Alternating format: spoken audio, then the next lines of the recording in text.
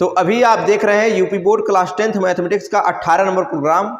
और हर रोज की तरह हम आज भी आपके समक्ष बोर्ड एग्जामिनेशन में पूछे जाने वाले सबसे महत्वपूर्ण क्वेश्चनों में से 3 क्वेश्चन लेकर के मौजूद हैं। चलिए देखते हैं 3 क्वेश्चन क्या हैं और इन्हें किस तरह से हल किया जाएगा।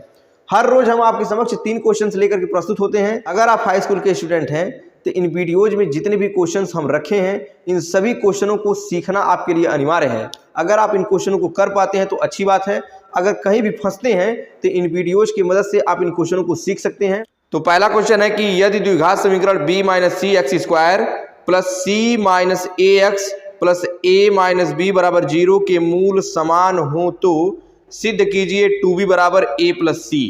जब द्विघात समीकरण के मूल समान होते हैं तो विविक्तर का मान शून्य आता है। तो चलिए सबसे पहले समीकरण को नोट कर लेते हैं। तो इसमें है b - c x² c - a x plus a - b बराबर 0 ax² plus bx plus c बराबर 0 से तुलना। अच्छा, स्मॉल नहीं ले रहे हैं क्योंकि स्मॉल लेटर पहले से ही ऑलरेडी यूज कर लिया है, इसलिए स्मॉल लेटर नहीं ले रहे हैं, सीधे कैपिटल लेटर ले रहे हैं। तो यहाँ से a बराबर आ जाएगा b - c, b बराबर आ जाएगा c - a और c बराबर हो जाएगा a - b। चूंकि द्विघात समीकरण के मूल समान है इसलिए d बराबर 0 हो जाएगा। तो लिखेंगे मूल समान होने के लिए d बराबर होना चाहिए 0, यानी कि b² - 4ac का मान होना चाहिए 0। b² यानी कि c - a का होल स्क्वायर कर देंगे -4, a का मान कितना है, a का मान है b - c और a हो गया, c का मान कितना है, c का मान है a - b बराबर 0 होना चाहिए। इसका होल स्क्वायर करेंगे तो हो जाएगा a² plus b² minus 2ca minus 4 लिख देंगे। इसका गुणा a में होगा b a हो जाएगा ba या फिर ab भी लिख सकते हैं। b का गुणा b में होगा तो हो जाएगा -b², b का गुणा नहीं c का गुणा a में होगा तो हो जाएगा -ac और c का गुणा b में होगा तो हो जाएगा +bc। कोष्टक बंद कर देंगे, 0 लिख देंगे। यहाँ से आ जाएगा c² plus a² minus 2ac minus 4 का गुणा इसमें करेंगे तो हो जाएगा 4ab, 4 का गुणा इसमें करेंगे तो माइनस और माइनस होगा जाएगा प्लस 4b² माइनस 4 का गुणा इसमें करेंगे तो हो जाएगा प्लस 4ac और माइनस 4 का गुणा bc में करेंगे तो हो जाएगा -4bc बराबर 0। c² प्लस a² 2ac यहाँ पे है और यहाँ पे 4ac है, तो 4ac में से 2ac घटा देंगे तो बचेगा 2ac और हो जाएगा -4ab प्लस 4b² और यहाँ से आ जाएगा -4bc बराबर 0। a plus b plus c के होल स्क्वायर पे इसको सेट करेंगे। देखिए तो पहले a लिख देंगे यहाँ पे a², इसके बाद हम लिखेंगे b वाले को, तो यहाँ पे है 4b² है तो हम लिख देंगे 2b², 2b का इस तरह से स्क्वायर लिख देंगे, इसको लिख देंगे। इसके बाद लिख देंगे हम c², तो यहाँ से आ जाएगा ये c²। अब ab कहाँ है, यहाँ पे ab है तो हो जाएगा -4ab। उसके बाद bc कहाँ है, bc है यहाँ पे -4bc। इसके बाद ac कहाँ है, ac है आपका ac यहाँ पे है तो हो जाएगा +2ac बराबर 0। 1 2 3 4 5 6 1 2 3 4 5 6 6 टर्म हो गए। तो a² 2b का स्क्वायर प्लस c² यानी कि a² plus b² plus c² minus 2a और हाई 2b है, 2b और 2 मिलकर के 4 हो गया, 2ab 2bc और 2ca। a - 2b plus c का होल स्क्वायर लिख सकते हैं बराबर 0 हो जाएगा। स्क्वायर उधर कर देंगे तो a - 2b प्लस c बराबर 0 हो जाएगा। b को उधर कर देंगे तो 2b बराबर आ जाएगा a प्लस c। दूसरा क्वेश्चन है, एक अधूरी मीनार के शिखर का उन्नयन कोण उसके आधार से 40 मीटर दूरी पर स्थित किसी बिंदु पर 45 अंश है। मीनार की ऊंचाई बढ़ाने पर उसी बिंदु पर मीनार का उन्नयन कोण 60 अंश हो जाता है। मीनार की बढ़ी हुई ऊंचाई ज्ञात कीजिए। तो एक मीनार है, देखिए इस तरह से एक मीनार है, ये इस तरह से एक मीनार है। अब इस मीनार से 40 मीटर दूरी पर जो एक कोण बन रहा है ये 45 अंश का बन रहा है। यहाँ पे 45 अंश बन रहा है। अब मीनार को थोड़ा और बढ़ा दिया गया, ऊपर और बढ़ा दिया गया। अब यहाँ से इसका जो कोण बन रहा है वो 60 अंश का बन रहा है। ये पहले बन रहा था 45 अंश का, ये कोण जो था ये कोण था आपका 45 अंश। अब ये जो बन रहा है ये 60 अंश का कोण बन रहा है। तो हमको ये बताना है कि यहाँ से कितनी ऊंचाई हम बढ़ाए हैं।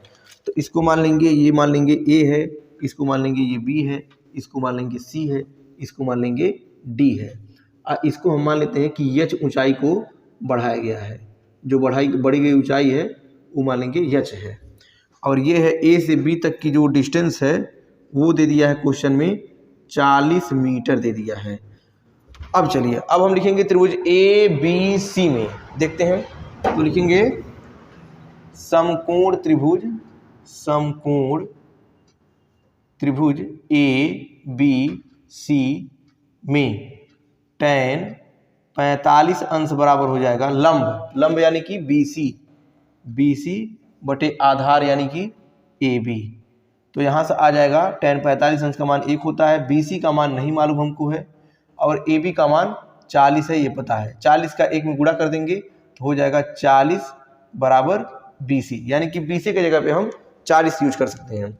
अब लिखेंगे त्रिभुज ABD में, लिखेंगे समकोण त्रिभुज ABD में, इसमें क्या हो जाएगा tan 60 अंश बराबर हो जाएगा लंब यानी कि BD बटे आधार यानी कि AB।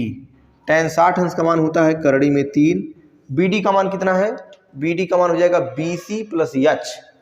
BD का मान हो जाएगा BC प्लस H हो जाएगा, और नीचे है आपका AB का मान 40। 40 का करड़ी में 3 में गुणा कर देंगे तो हो जाएगा 40 करड़ी में 3 बराबर BC का मान कितना है? BC का मान यहाँ से हम रख देंगे 40 प्लस H। 40 को इधर कर देंगे तो 40 करड़ी में 3 माइनस 40 बराबर हो जाएगा H। 40 कामन ले लेंगे तो हो जाएगा 40 करड़ी में 3 माइनस 1 बराबर H। अतः मीनार की ऊंचाई, बढ़ी हुई ऊंचाई कितनी हो जाएगी? 40 करड़ी में 3 माइनस 1। अतः मीनार की बढ़ी ऊंचाई 40 करड़ी में 3 माइनस 1 मीटर है। तीसरा क्वेश्चन है, ऊंचाई 24 सेमी और व्यास 20 सेमी वाले एक ठोस बेलन में इसी ऊंचाई और इसी व्यास वाला एक शंक्वाकार खोल काट कर निकाल लिया जाता है, तब शेष बचे ठोस का आयतन व पृष्ठीय क्षेत्रफल ज्ञात कीजिए। तो इसमें हम सबसे पहले एक बेलन बना लेते हैं। ये है आपका बेलन, ये बन गया बेलन। ये जो बेलन है इसकी ऊंचाई है 24 सेमी। 24 सेमी इसकी ऊंचाई है, और इसके आधार का जो व्यास है वो 20 सेमी दिया है, 20 सेमी, और इसकी ऊंचाई जो है वो है आपका 24 सेमी, ये दे दिया है। अब इस बेलन में से इसी ऊंचाई और इसी व्यास का शंकु काट के निकाल लिया जाता है। इस तरह से इस तरह से एक शंकु काट के निकाल लिया जाता है, इसमें से इस तरह से निकाल लिया गया। तो अब जो शेष ठोस बचा है उस ठोस का आयतन और पृष्ठीय क्षेत्रफल हमको निकालना है। तो एक चीज तो समझ में आ गया कि बेलन का जो व्यास है वही है शंकु का व्यास, बेलन की जो ऊंचाई है वही है शंकु का ऊंचाई। अब हमको केवल शंकु की तिर्यक ऊंचाई निकालनी है, बाकी सब मिला है। तो लिखेंगे व्यास 2r का मान कितना दे दिया है? 20 दे दिया है, 20 सेमी। तब त्रिज्या कितना हो जाएगा? त्रिज्या हो जाएगा r बराबर 20/2 बराबर 10 सेमी। ऊंचाई दे दिया है, ऊंचाई h बराबर दे दिया है 24 सेमी। अच्छा, ऊंचाई 24 सेमी हो गया। अब हम निकाल लेंगे शंकु की तिर्यक ऊंचाई। लिखेंगे शंकु की तिर्यक ऊंचाई यल बराबर हो जाएगा करड़ी में h square plus r square. तो हो जाएगा एच स्क्वायर यानी कि 24 का स्क्वायर, आर स्क्वायर यानी कि 10 का स्क्वायर। तो 24 का स्क्वायर होता है 576 और 10 का स्क्वायर होता है 100। दोनों जोड़ देंगे तो आ जाएगा 676। 676 का वर्गमूल होता है 26। तो तिर्यक ऊंचाई यल बराबर हो जाएगा 26 सेंटीमीटर। अब सब कुछ पता चल गया है। अब हम निकाल लेंगे इस शेष बचे हुए ठोस का आयतन निकालेंगे। तो लिखेंगे शेष बचे ठोस का आयतन बराबर हो जाएगा पाई आर स्क्वायर एच, और शंकु का क्या आयतन होता है 1/3 पाई आर स्क्वायर एच। अब इसमें से जब इसको घटाएंगे तो हमारा आ जाएगा 2/3 पाई आर स्क्वायर एच। तो यहाँ से हो जाएगा 2/3 और पाई का मान लिख देंगे 22/7 होता है पाई का मान। आर का मान है 10 तो 10 का स्क्वायर हो जाएगा, और एच का मान है 24 तो 24 लिख देंगे। 3 से काटेंगे तो 8 बार में 24 कट जाएगा। यहाँ से हो जाएगा 22 दूनी 44 और 44 8 होता है 352। तो लिख देंगे 352 गुणे 10 दहाई में हो जाएगा 100/7। तो इसको लिख देंगे 352/0/7 सेमी क्यूब। इतना उस ठोस का जो शेष ठोस बचा है उसका आयतन इतना हो जाएगा। अब हम निकालने जा रहे हैं पृष्ठीय क्षेत्रफल। अब ठोस का पृष्ठीय क्षेत्रफल निकालेंगे। शेष बचे ठोस का पृष्ठीय क्षेत्रफल बराबर हो जाएगा, क्या हो जाएगा, बेलन का पृष्ठीय क्षेत्रफल यानी कि 2 पाई आर एच, शंकु का पाई आर और यल, और नीचे एक वृत्त है तो उस वृत्त का हो जाएगा पाई आर स्क्वायर। अब यहाँ से पाई आर कॉमन ले लेते हैं तो हो जाएगा पाई आर कॉमन, और बचेगा 2h प्लस यहाँ यल बचेगा और यहाँ पे आर बच जाएगा।